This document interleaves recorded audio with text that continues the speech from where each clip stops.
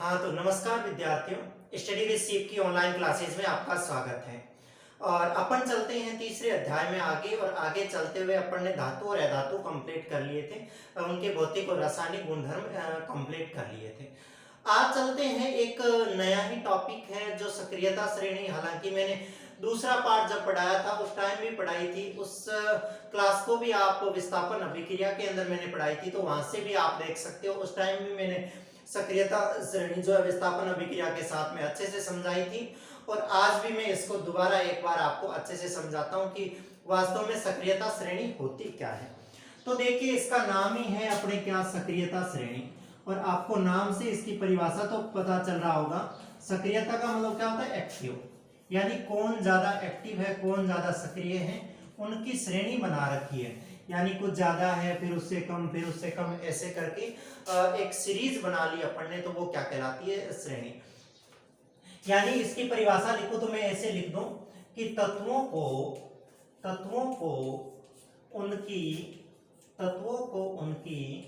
क्रियाशीलता मतलब कैसे क्रिया करते, कितनी तेज कितने धीमे, तत्वों को उनकी क्रियाशीलता के अवरोही क्रम का मतलब जानते हो? अवरोही क्रम का मतलब घटते क्रम में। अवरोही क्रम मीन्स घटते क्रम में व्यवस्थित करने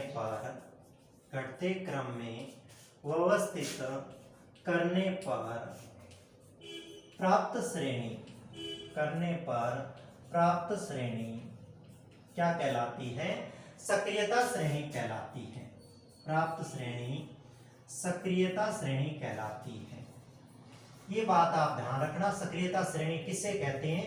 यानी जो भी तत्व है अपने पास प्रकृति के अंदर, जो भी अपने आवर्त सारणी के अंदर तत्व है, अपन ने पढ़ा था लगभग 118 तत्व है। इन तत्वों को उनकी सक्रियता या क्रियाशीलता के घटते हुए क्रम में लिखना। अवरोही क्रम का मतलब क्या होता है? घटता क्रम, यानी पहले सबसे ज्यादा, फिर कम कम में ऐसे लिखूं तो ऐसे सबसे बड़ा, फिर उससे छोटा, फिर उससे छोटा, फिर उससे छोटा, फिर उससे छोटा। मतलब और ये होता है, पहले सबसे बड़ी चीज, फिर छोटी, फिर छोटी, फिर छोटी, ऐसे चलते हुए। तो अपने को ही लिखना है सबसे पहले अधिक क्रियाशील, फिर कम क्रियाशील, फिर उससे कम, फिर उससे कम, फिर उससे कम, ऐसे हिसाब से। तो देखिए, सक्रियता श्रेणी है अपनी बुक के अंदर दे रखी है, वहां से भी आप देख सकते हो, नहीं तो मैं लिखता हूं। देखिए यहां से मैं एक काम करता हूं, आपको उधर सक्रियता श्रेणी बुक की भी दिखा देता हूं और इधर मैं लिखता हूं। देखिए, सबसे ज्यादा क्रियाशील है वो पोटेशियम होता है। अपन ने पढ़ा था, हालांकि अपन ये धातु है, धातु के जो धातु के रासायनिक गुणधर्म पढ़ रहे थे, उसमें अच्छे से पढ़ा था। तो मैं कह सकता हूं कि ये पोटेशियम जो है, ये क्या लिख सकता हूं मैं? ये अधिक क्रियाशील धातु है या क्रियाशील तत्व है। हालांकि पोटेशियम धातु है तो धातु कह देते हैं, परंतु अपन यहाँ क्या कहेंगे? अधिक क्रियाशील तत्व है ये। कौन सा? पोटेशियम। हालांकि ये धातुओं की ही होती है सक्रियता श्रेणी। पोटेशियम के बाद में आता है देखो सोडियम। Na का मतलब क्या होता है? सोडियम। यानी पोटेशियम से थोड़ा सा कम क्रियाशील होता है। कौन सा? सोडियम। पोटेशियम, सोडियम, इसके बाद में आता है कौन सा? कैल्शियम। कैल्शियम के बाद में कौन आता है? एल्यूमिनियम। ये आपको नाम याद होंगे, पहले पार्ट के अंदर ये अपन ने पढ़े थे इतने सारे। Potassium, sodium, calcium, aluminium. Aluminium के बाद में आप देखिए इसका क्या आता है? एल्यूमिनियम के बाद में आ जाएगा क्या अपने पास में? एल्यूमिनियम, मैग्नीशियम आ जाएगा यहाँ पे, है ना। पहले कौन आएगा? Magnesium. Sodium, potassium, calcium, magnesium. फिर कौन आएगा? एल्यूमिनियम। फिर कौन आएगा? एल्यूमिनियम के बाद में जिंक। फिर जिंक के बाद में कौन आएगा? Fe, iron. आयरन के बाद में कौन आएगा? लेड यानी Pb। लेड के बाद में देखो अपन एक हाइड्रोजन को बीच में घुसा देते हैं यहाँ पे। हालांकि यहाँ पे एक कार्बन को भी बीच में घुसा देते हैं, वो सक्रियता श्रेणी में इतनी ज्यादा अपने डिटेल से है नहीं, तो इनको ज्यादा ध्यान नहीं रखना है अपने। लेड के बाद में क्या आ जाता है? हाइड्रोजन आ जाता है। इस हाइड्रोजन के बाद में आ जाता है कौन? कॉपर। मैं यहाँ नीचे जगह नहीं है, मैं यहाँ पे लिखता हूँ। कॉपर के बाद में अपनी सक्रियता श्रेणी में आ जाता है Hg, मरकरी यानी पारा। पारे के बाद में आ जाती है अपनी कौन सी? Ag यानी चांदी। और चांदी के बाद में आ जाता है कौन सा? Au यानी सोना।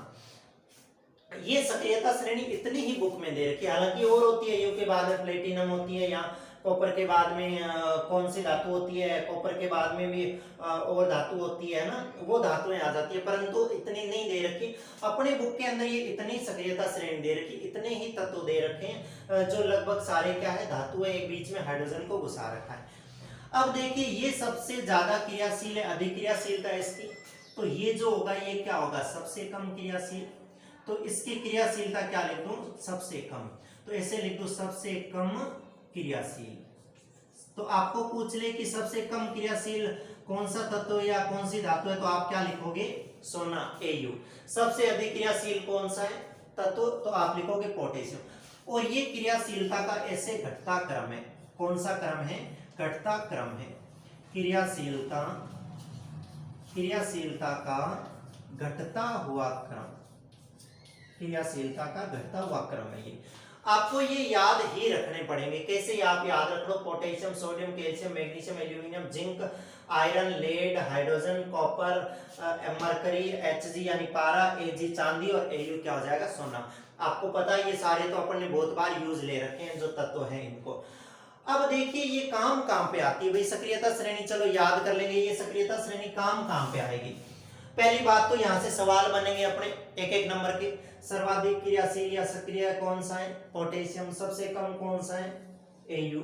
आपको यहाँ से चार नाम दे देगा, आपको ऐसे दे देगा जैसे अपन ने वहां पे पढ़ा भी था, आपको ऐसे दे देगा जैसे मैग्नीशियम, आपको दे देगा एल्यूमिनियम, आपको दे देगा जिंक और आपको दे देगा आयरन।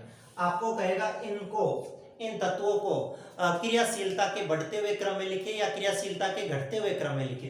घटते हुए क्रम में लिखे तो ये घटता हुआ क्रम है, सबसे ज्यादा इसकी, फिर इसकी और फिर इसकी, ये देखो ज्यादा इसकी, इसकी, ये तो यहाँ भी काम आता है। देखो 3-4 सवाल बनते, सबसे ज्यादा सबसे कम वाला पूछ सकते हैं आपसे सवाल, इसको बढ़ते या घटते क्रम में पूछ सकते हैं, या आपको रिएक्शन दे दे। कैसे रिएक्शन दे देंगे, जैसे आपके सामने लिख देंगे ऐसे FeSO4 प्लस आपको लिख देगा Cu, फिर आपके सामने लिख देगा ऐसे Cu प्लस लिख देगा FeSO4 ऐसे, फिर आपके सामने मान लो लिख देगा Mg और इधर लिख देगा NaCl।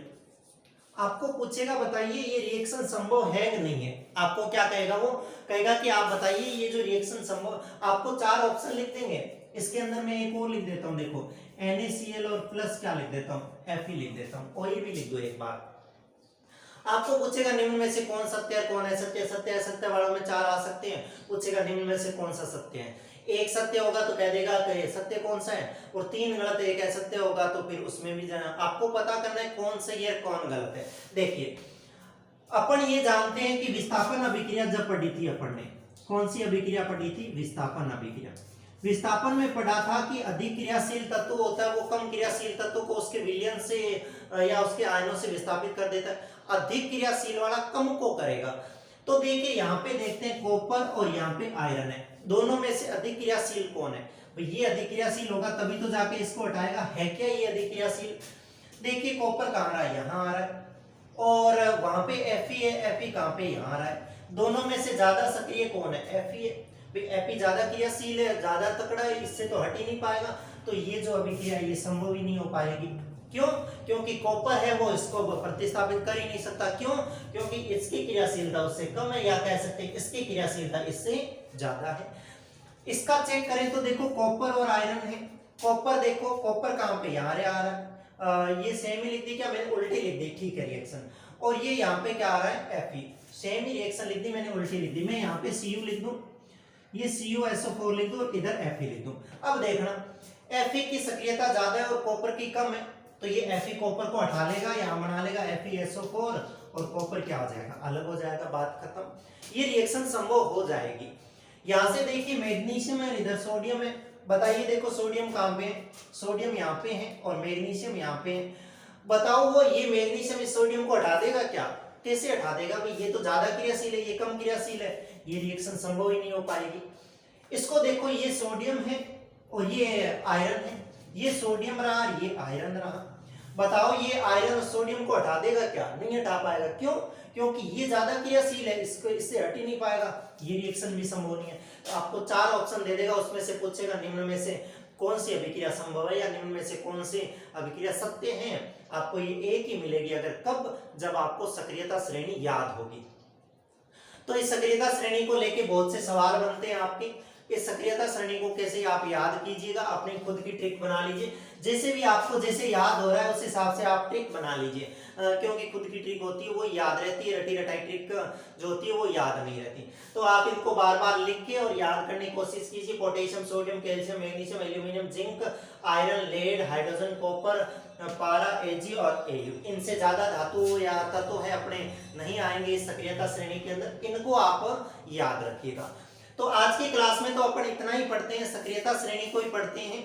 आपको अगर इसको उतारना है तो इसको उतार लीजिए। आगे जो पार्ट रह गया इस पार्ट का, वो आगे का पार्ट अपन आगे की क्लास में पढ़ते हैं। तब तक के लिए धन्यवाद।